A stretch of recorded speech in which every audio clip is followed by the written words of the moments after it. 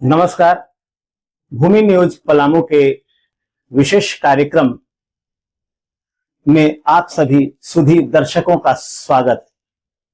हमारा यह कार्यक्रम पत्रकारिता विषय को लेकर प्रारंभ किया गया है और इसकी दूसरी कड़ी में आज हम पत्रकारिता आज और कल विषय पर चर्चा करने जा रहे हैं और चर्चा के लिए हमारे साथ उपस्थित हैं इस जिले के वरिष्ठ पत्रकार देवव्रत जी।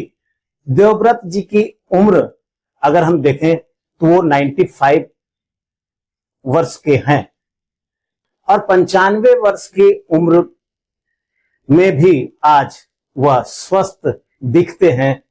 और उनके पत्रकारिता की बात करें तो उन्होंने पत्रकारिता 1967 से शुरू की है। तो स्वागत है आपका हमारे इस चैनल पे। हम आपसे जानना चाहते हैं कि पत्रकारिता का हमारे जीवन में क्या महत्व है।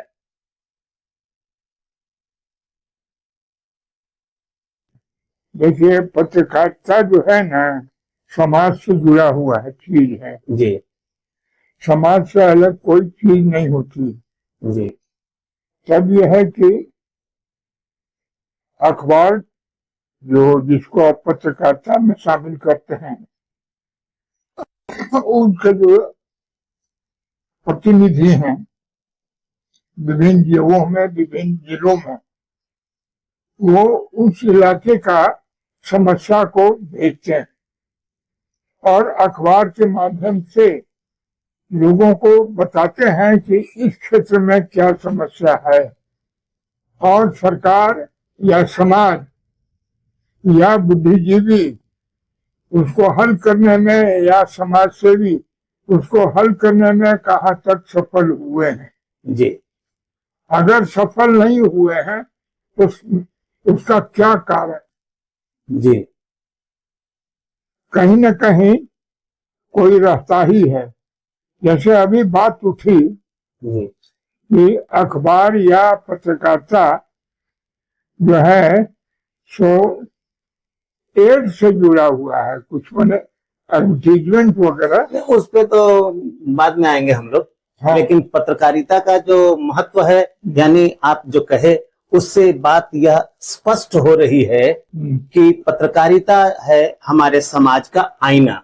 हाँ। अच्छा या बुरा हर एक चीजों को उजागर करने का काम करता है। अब ये पत्रकारिता के इतिहास के अवलोकन के पश्चात आप क्या पाते हैं? देखिए, कल का पत्रकारिता और आज की पत्रकारिता में बहुत फर्क आ गया है। जी। कल जो है समाज बहुत पिछड़ा था। जी। तरह तरह की समस्याएं थी। जो लोग समाज में चतुर लोग थे वो ज्यादातर समाज के उन लोगों को उठने नहीं देना चाहते थे जिससे उनका स्वार्थ सधता था।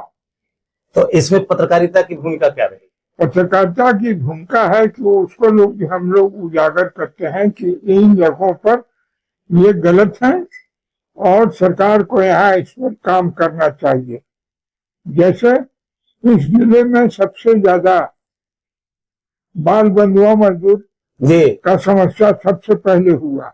हाँ। क्योंकि यहाँ पर जो आपका भदोही इलाका में, बनारस के इलाका में, इलाहाबाद इलाके में कालीन उद्योग का काम होता था और कालीन उद्योग में छोटे बच्चे जिनकी उंगलियां पतली होती थी, उनको बुनाई में बहुत माने सहूलियत होता था, तो यहाँ से उन बच्चों को ले जाते थे लोग और कम पैसे में ले जाते थे। तो इस बात को पहले यहाँ लोग उसको लालच देते थे कि नहीं, यहाँ बहुत ज्यादा आमदनी होगा और घर पर भी पैसा भेज सकोगे, तो घर वाले भी प्रलोभित हो जाते थे कि हमारा बच्चा जा रहा है तो इनके साथ जा रहा है तो हमको भी पैसा मिलेगा और बच्चे को भी बढ़िया से खाना पीना मिल जाएगा। कहने का मतलब यह है कि बाल बंधुआ मजदूरी के खिलाफ आंदोलन को खड़ा करने में पलामू की पत्रकारिता बहुत हुआ है। यहाँ का बाल बंधुआ मजदूर के लिए तो पलामू बिल्कुल कुख्यात रहा है।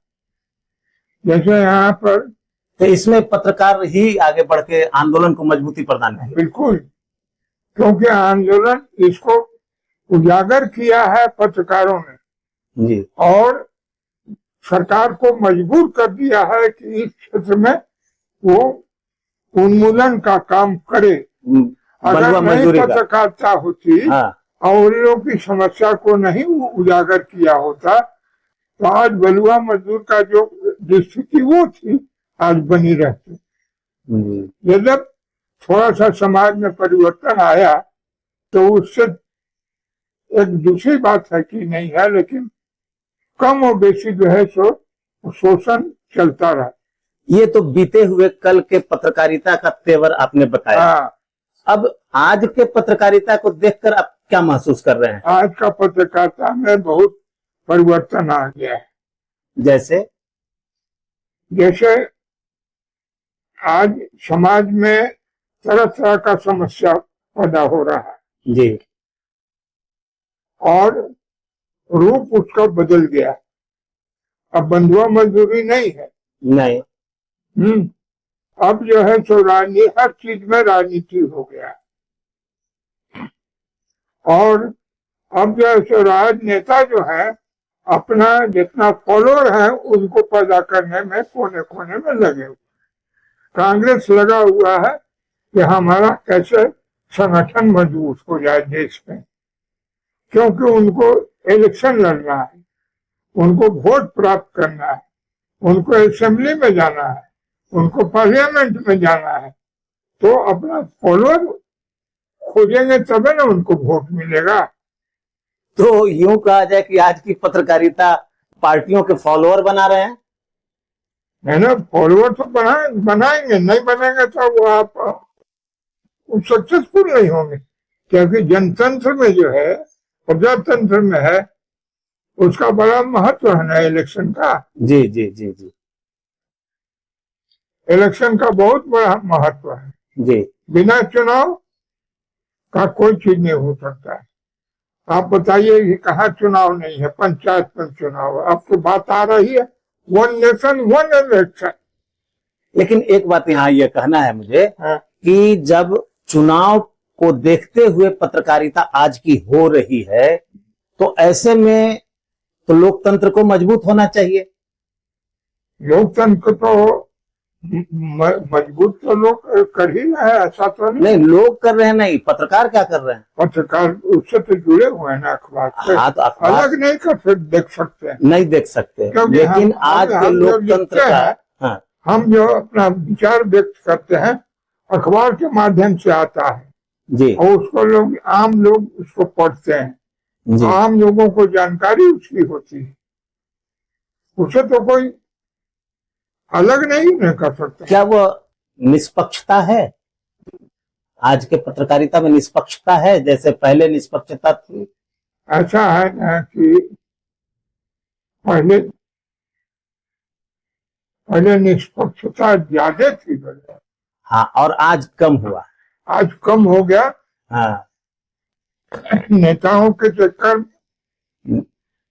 हेड के चक्कर में ये बात है ना, हाँ कि उनको वही नेता दिलवाते हैं जी, उन्हीं की सरकार रहती है और सरकार से उनको जो है सब पूरा एडवर्टीजमेंट मिलता है, तो वो तो उनके फेवर में रहेंगे। जी। अखबार में आप देख लीजिएगा सरकार के पक्ष में बहुत सारी बातें आती हैं, तो लेकिन अब उसमें भी विभिन्न पार्टियां हैं, तो पार्टी धर्म तो निभाना ही है ना। अब कम्युनिस्ट पार्टी है, अपना विचारधारा के अनुसार देखेंगे, जो समझेंगे। हाँ, जो कम्युनिस्ट है वो एक पत्रकार को तो निष्पक्ष होना ही पड़ेगा। जैसे हम कहते हैं पंथ निरपेक्ष, तो हमको भी पंथ निरपेक्ष होना ही पड़ेगा, पार्टी निरपेक्ष होना पड़ेगा अगर पत्रकार हैं तो। अब यहां आके जब आपने कहा अभी कि अभी के समय में आज की पत्रकारिता में निष्पक्षता कम हुई है, तो उससे समाज को क्या खतरे हैं?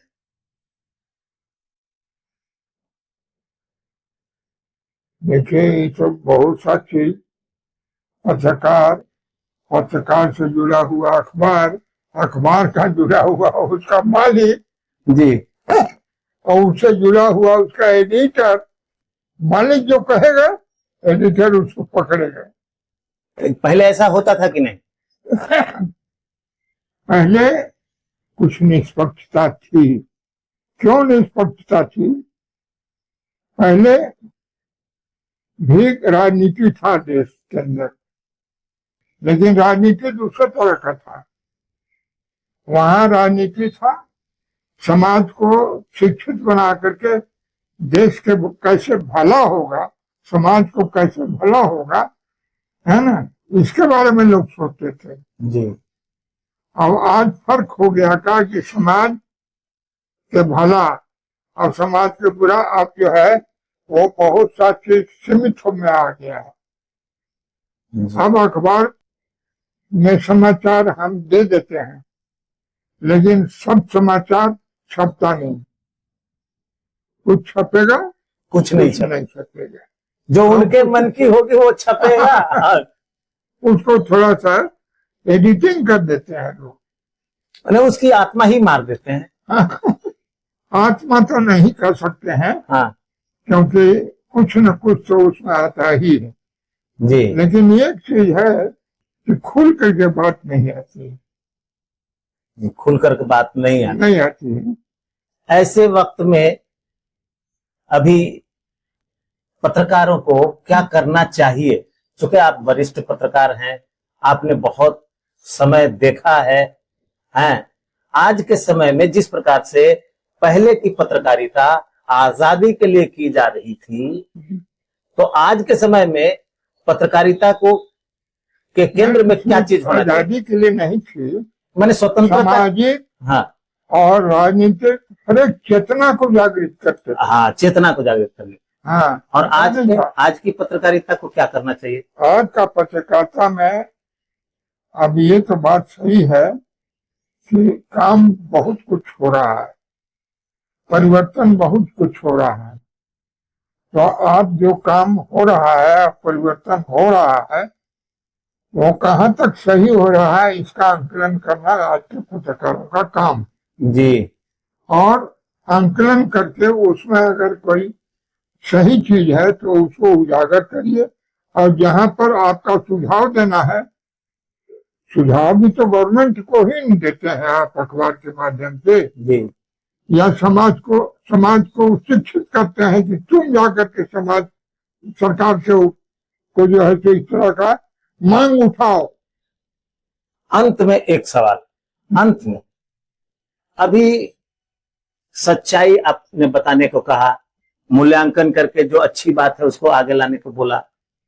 अगर आज की राजनीति को पसंद नहीं है, ऐसे में तो टारगेटेड हो जाता है पत्रकार।